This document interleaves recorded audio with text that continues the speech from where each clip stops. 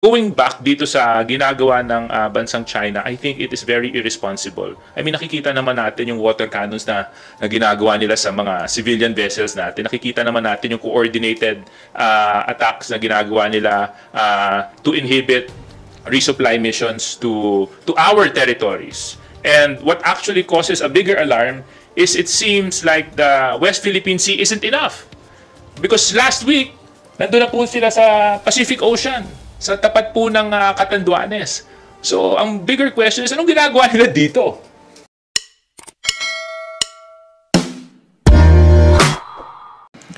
Magandang umaga po. I would like to address my questions to all the panelists.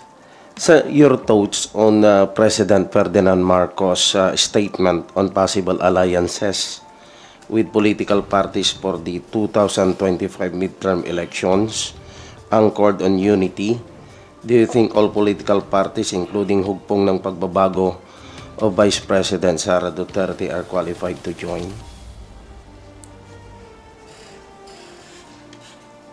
Well, as the spokesperson of Lakas CMD, we will be forging our alliance with Partido Federal on Wednesday. And we look forward to establishing and building on this alliance because number one, we share common values. We share a lot of commonalities when it comes to ideology. Of course, we carry the President's banner calling for unity, development, and progress. And I think this should be the basis of unity for all the other political parties that want to align with the PFP. At ang mahalaga din po dito mga kasama ay palapit na po kasi tayo sa midterm elections which is happening next year. So it is also vital for us na makita din po natin tong alliances not only in the national level but also on the provincial and local levels as well.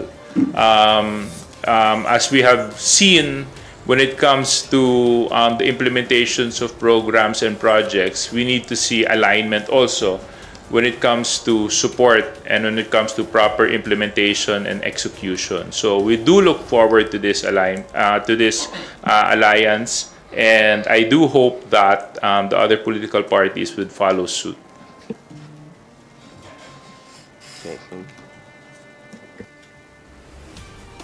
Okay. Let me just... You want to go first? Kong Joel? Yeah. Yes, actually ako lang ang mag-isang aksyon demokratiko sa Congress eh. Opo, kaya it's a welcome development kung tayo po ay i-consider na maging align sa ating Pangulo dahil unang-una po sa lahat, naniniwala naman po ako na dapat lahat naman po tayo nagtutulungan. Ang tao po ay nagsalita na, nandiyan na yung Pangulo. So, at ang banner na binabandera po ng ating Pangulo ay unity. So, kung lahat po ng naniniwala sa agenda, sa programa, at sa administrasyon ng Pangulo, tingin ko dapat nagkakaisa po talaga. Kaya malaking bagay po ito para sa amin. But I think the strength of the democracy is really to form coalition. Alam ko po ang ating presidente ay from the very start when he started the campaign back in 2022, ang parati po niyang mensahe talaga is unity. Alam po natin to, may kasabihan nga, in unity there's strength, diba?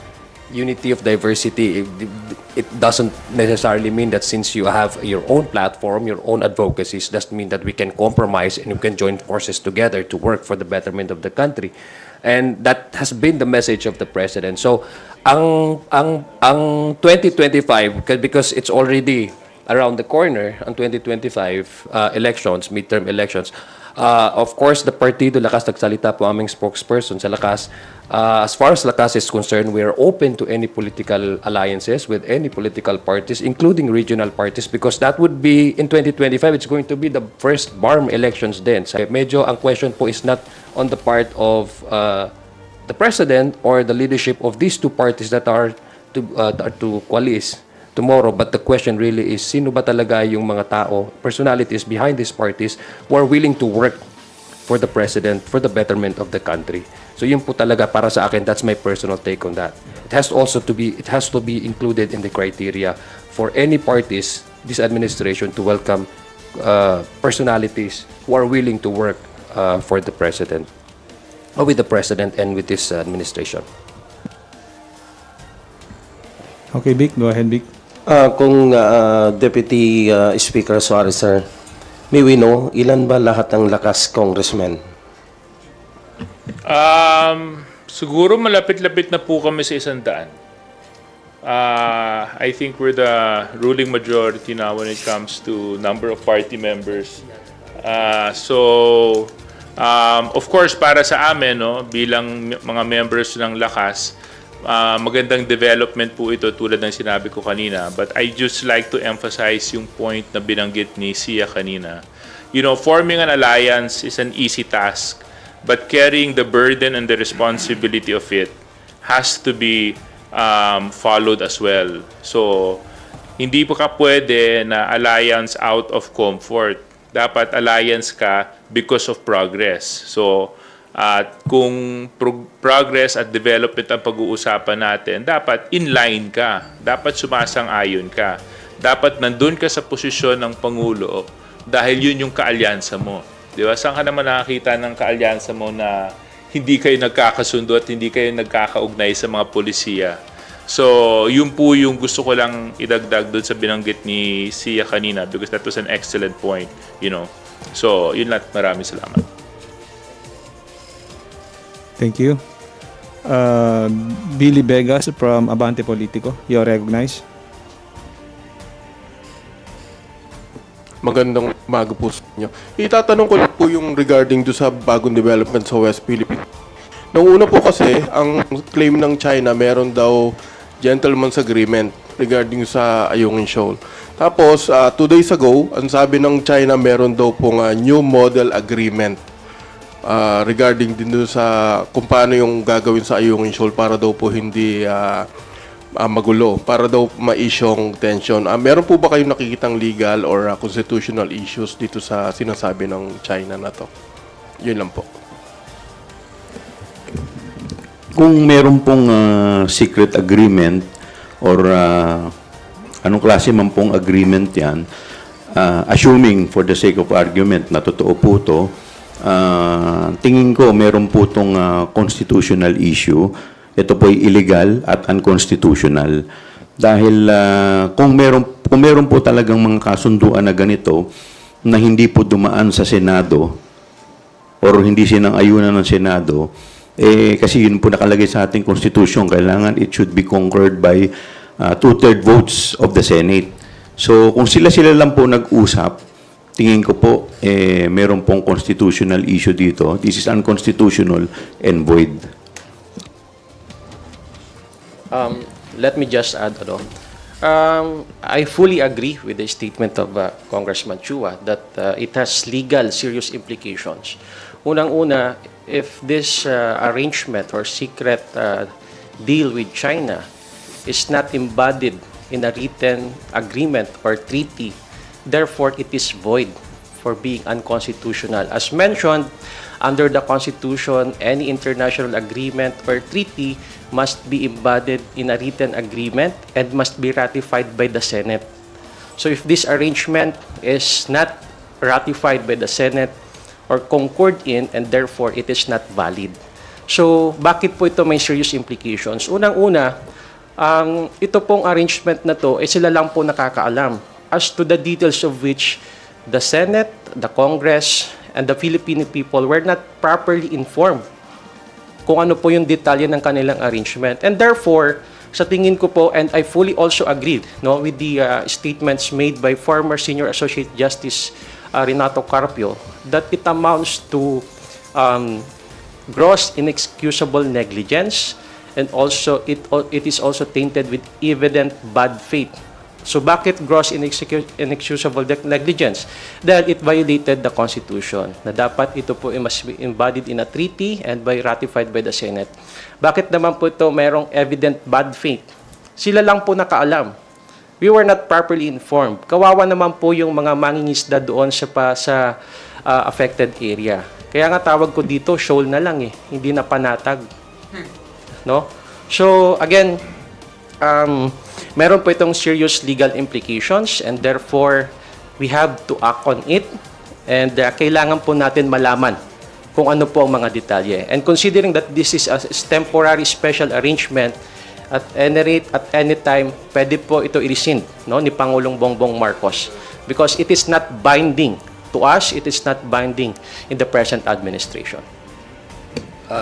Sir, in addition to that pa po, no, nakalimutan ko kaninang idagdag. Baka po meron itong, kailangan din, kung totoo man po ito, dapat talaga ito maimbestigahan dahil baka mamaya, meron po itong epekto sa ating national security.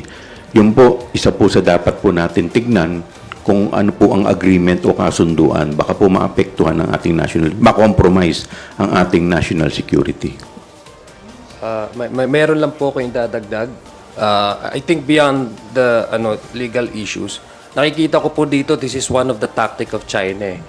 Part to ng propaganda ng PR ng China. In fact, Secretary Teodoro came out this morning with a statement denouncing that there was no such new arrangement. I think yung ginagawa the Chinese is resorting to different kinds of tactics. Nandiyan yung bullying, pati na rin yung kasi they understand the importance of propaganda. Kasi it puts legitimacy to their illegal claim. Sinasabi nila, nag-agree na kami at saka ang Pilipinas, so why are you acting this way? Why are you changing our agreement? Parang ganun yung pinapakita nila para at least may semblance of nagpag-usapan na pala yan. Bakit we have the right to, to push back all your, yung mga, kung ano man yung mga resupply missions dyan, forwarding their illegal claim. Ang nakakasakit lang po dito as a citizen of this country, there are portion in our society that also double down on the narrative, the wrong narrative of China. Parang sila yung they act as the mouthpiece of China. Doon ako medyo nagagalit eh. I think it's very clear ang position ng ating president, ang ating gobyerno that we have to fight for our claim. At hindi lang ito arbitrarily claimed by the Philippines. This a basis for this is the ruling of the UNCLOS. And internationally, we have the moral high ground to claim these areas in the West Philippine Sea. So doon ako na medyo nasasaktan dahil may mga kasamahan po tayo, segments in our society, or also becoming apologists for China, becoming, the mouthpieces. The worst is they become mouthpieces of China. Double down nila yung lahat ng claim, ng illegal claims ng China. Dapat po sa ganitong usapin, we have to side with our own. We have to side with anybody whose position really is to protect our interest, our national interest. Dapat doon po tayo pumanig sa kapwa natin. Dapat doon po tayo pumanig sa mga taong ang kanilang interes at protektahan ang ating teritorya at soberenya. Dagdag lang po, no? Lalabas to next week. Lahat siguro ng mga concerns, questions, saka actually, I can even deem the report as hearsay kasi wala namang legal basis. So, lalabas to lahat next week. Meron po tayong hearing on this issue, and that's the difference with the administration of the president. Polisiya po ang pinapagalaw ng presidente. May resibo po lahat. So, policy-driven siya, complete staff work, lahat po ng kailangan na ayusin. At hakbang niya is may basis po lahat, may legal basis. So, di ba? Kung may papel po at dapat po yung tao mas yung mind natin, mas open yung mind natin na hindi lang po kung sinabi na ng ganito is may validity na, may legality ng kasangga. So, most of your questions, most of the questions of our mga kababayan po, medyo marami pong lalabas during the hearings. Yeah, gusto ko lang dagdagan, no? Unang-una, kaya po napakahalaga yung directives na ibinaba ni Speaker Martin Romualdez sa atin is number one, to address all this disinformation coming around and going around. which actually may lead to confusion among our fellow Filipinos when it comes to the position of the Philippines in the Indo-Pacific region. I also would like to congratulate our President Ferdinand Bongbong Marcos. I was there in Washington for the first ever historic trilateral agreement. This is the agreement between the US and Japan, specifically focusing on economic development, national security, commerce, and development. Usually kasi yung mga agreements between countries, bilateral lang yan. But ito, first ever, trilateral kasama ang Pilipinas. At isipin niyo mga kasama, to be mentioned in the same breath with US and Japan, kasama ang Philippines, gives significance to the role of the Philippines when it comes to protecting the interest of the Indo-Pacific region. Now, going back dito sa ginagawa ng bansang China, I think it is very irresponsible. I mean, nakikita naman natin yung water cannons na ginagawa nila sa mga civilian vessels natin. Nakikita naman natin yung coordinated attacks na ginagawa nila to inhibit resupply missions to our territories. And what actually causes a bigger alarm is it seems like the West Philippine Sea isn't enough. Because last week, nandun na po sila sa Pacific Ocean, sa tapat po ng Catanduanes. So, ang bigger question is, anong ginagawa nila dito? So, tama yung sinabi ni Congressman Pao Ortega. The Committee on National Defense will be conducting its briefing and hearings this week and next week. And a lot of the questions and a lot of the concerns raised will be properly addressed. And I would just like to reiterate yung binanggit po kanina, kung meron mang kasunduan yan o kung meron mang secret deal, it holds no water whatsoever. And in fact, the President has already said that he has rescinded all agreements that has done in the past concerning the West Philippine Sea.